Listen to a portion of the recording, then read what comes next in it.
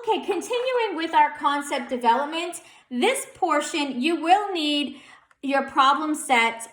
So you can pause the video, get your problem set book, your learn book out, turn to your problem set on number 4.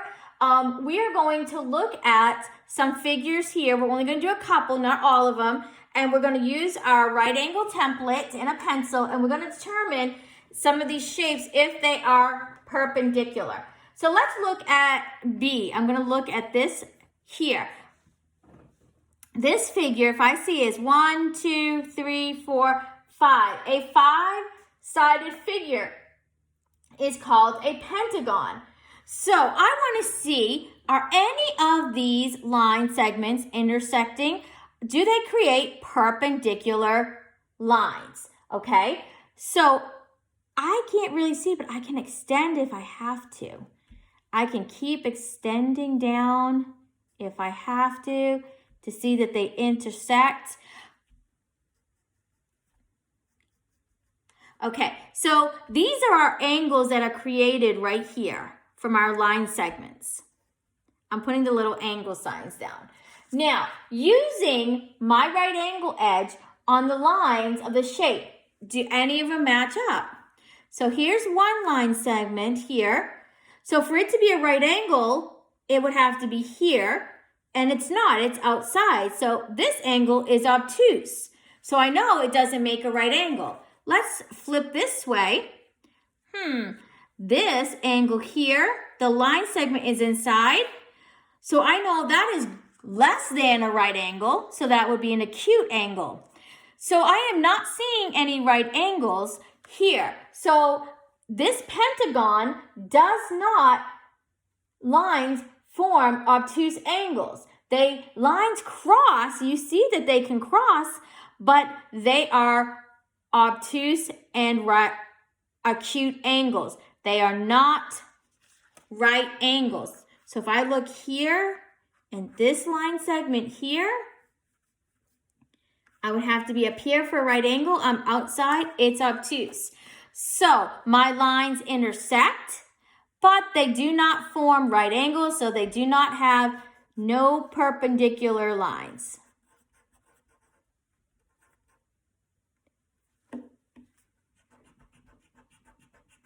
I misspelled perpendicular. There is no perpendicular lines. Okay, so let's look at problem 1A right here. This is a rectangle. Okay, now with your finger, trace line segment AC. So we have line segment AC. Okay, now AC is perpendicular to two other line segments. So when they cross, they form right angles. So I can tell right here, AC and CD are perpendicular. So when we want to show or state that lines are perpendicular, it looks like an upside down T. So we say line segment AC is perpendicular to C and D. Okay? Now, we also can see AB is also perpendicular because they intersect here at A. So I can say AC is also perpendicular to AB. And as it's set up here, we can say AB is perpendicular to BD. And the way we express perpendicular lines is the upside down T. Okay? So that is how we recognize and we write symbols for perpendicular segments. So that's all I'm going to do for problem set 4 for now. I'm going to take that away. And last in our lesson is we're going to learn how to draw perpendicular line segments. So I can draw a line in any direction, okay? So I am going to draw, using my straight edge, a line in any direction. Okay? Any direction here. There is my line. Okay? It's a diagonal line, and I'm going to label it AB. I'm going to label it A, and I'm going to label it B. There's my line segment, okay? I can use my right angle template. Here, okay, to draw a line perpendicular to AB, okay?